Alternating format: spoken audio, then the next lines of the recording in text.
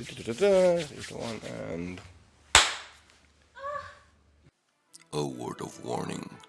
This is a show featuring adults, using adult language, and discussing adult themes. You have been warned. hello everyone, and welcome to Bucharest After Dark, where the moans and the questions are always in supply. Join us as we peel back the curtain on our unlives, our coterie, our friends, our players, and our characters. Grab a glass of blood, grab a glass of wine, of what have you, and join us as we delve deeper into Bucharest After Dark. But I'll protect you while you're here. I'll keep you safe while you're near. Your safety is my career. I'll make your troubles disappear. Bucharest After Dark is a city that will leave its mark. If you're brave enough to disembark, I'll be your guide and your patriarch.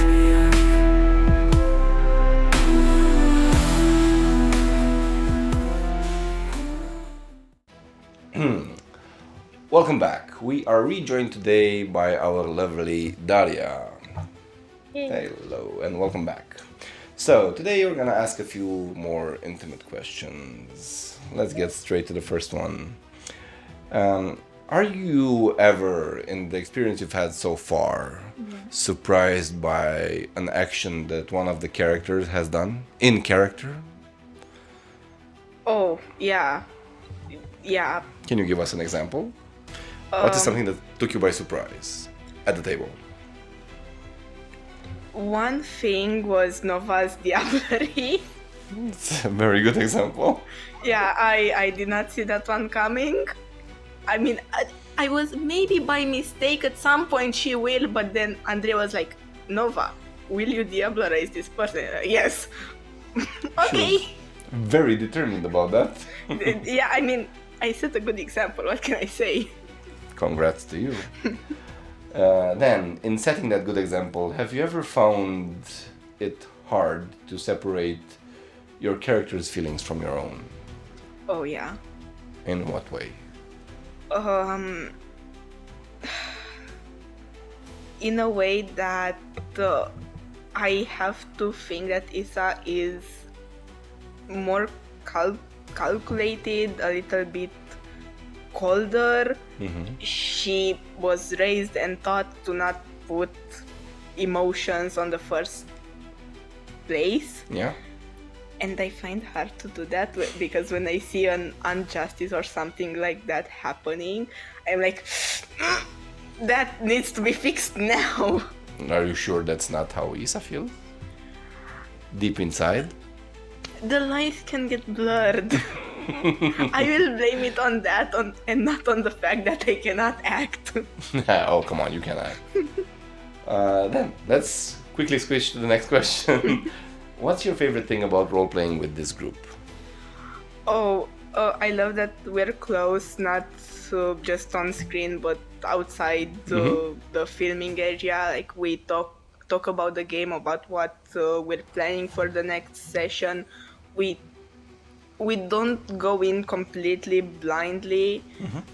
I feel like we work very well together. We do. We complement each other in the right ways.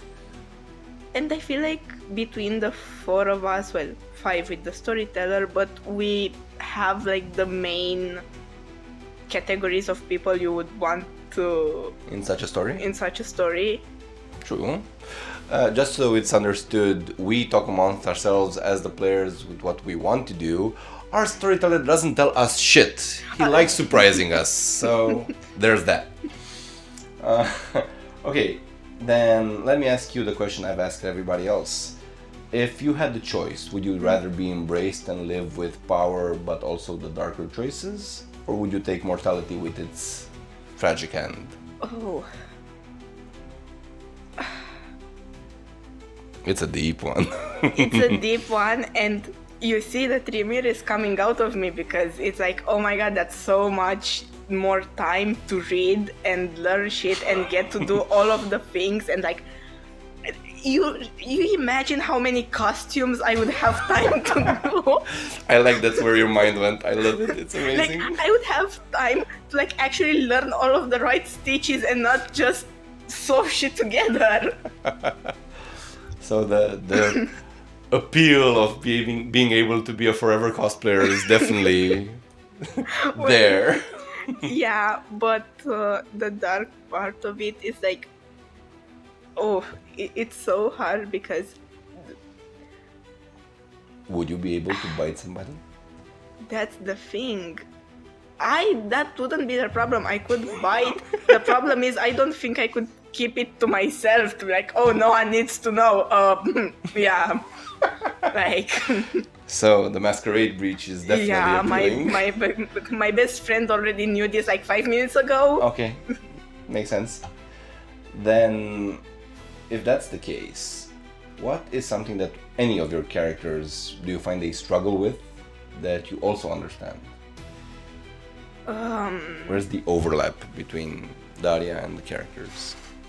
For Isa, it's definitely not contacting her human friends. Not contacting her sister was terrible.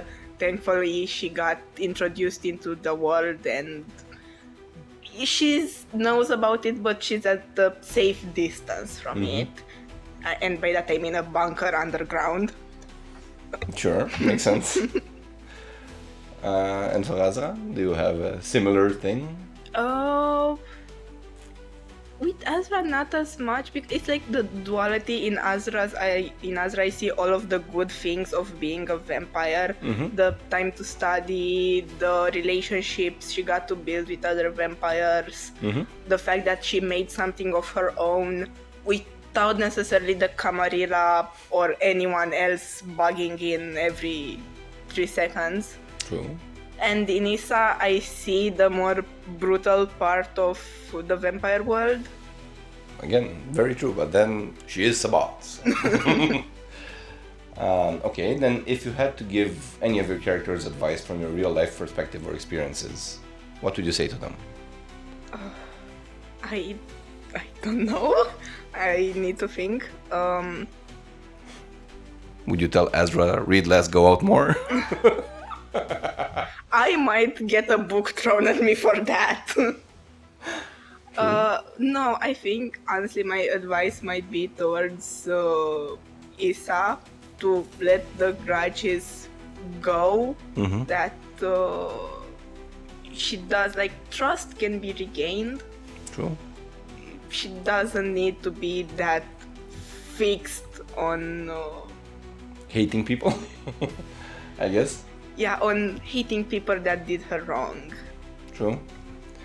Okay, then from everything we've done so far and what other experiences you've had at the table, have you ever found yourself playing seductive or manipulative characters?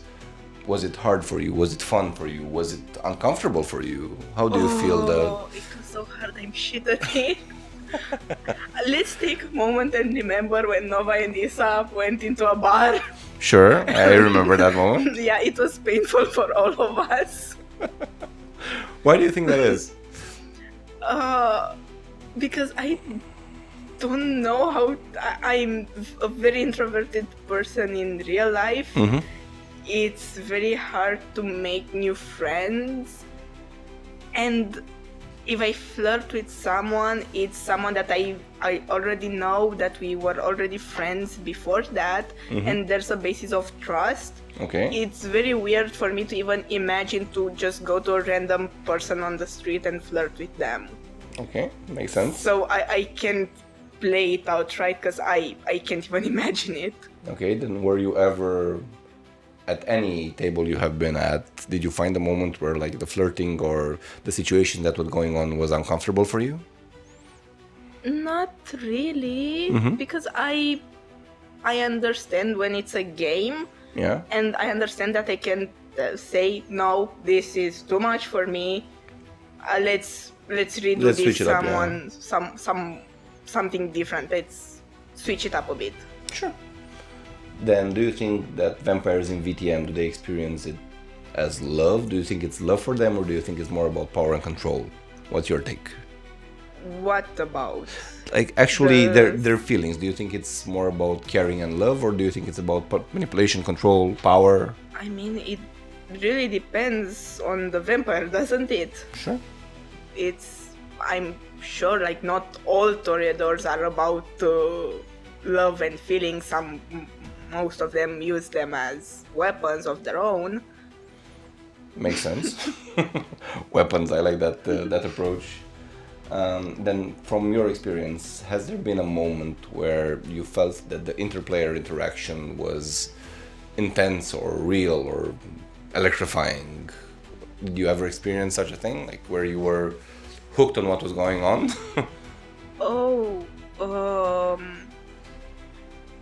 Yeah, I actually had a very good example, but I forgot.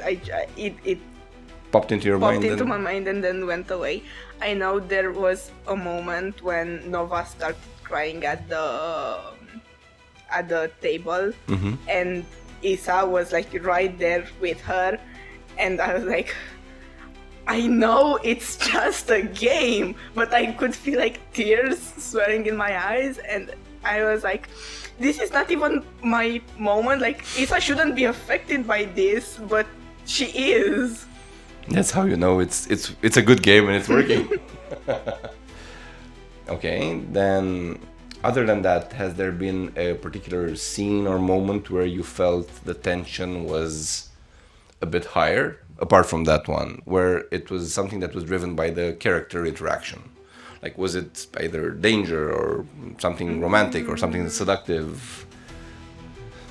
High tension.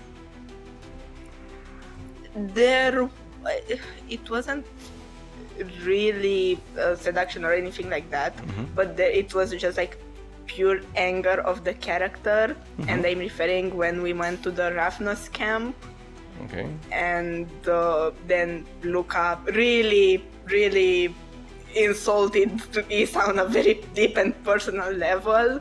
Okay. Like, the hate there was from the character because he just said something so outrageous, even in character. Again, I knew it was a game, but I was like, how dare you? Yeah, that was Isa inside you speaking, not Yeah. not the player. Yeah, Yeah. makes sense. Actually, it's a very good example. Thank you for that. Then let me ask you also the question that I asked everybody else. For vampires in VTM, what do you think is more intimate? Is it blood or is it sex? Blood. It's blood. You get to know so much about the vampire, or like the person whose blood you're tasting. Sex is just sex. Spoken like a true Tremere obsessed with blood magic. Who, Well, me? yeah, we'll have to get to know Azra apparently a bit better in our next episode. Until then, we invite you all to join us in Bucharest After Dark. Bucharest After Dark is a city that will leave its mark. If you're brave enough to disembark, I'll be your guide and your patriarch. There is danger around every corner. And for some reason, I gained a Russian accent.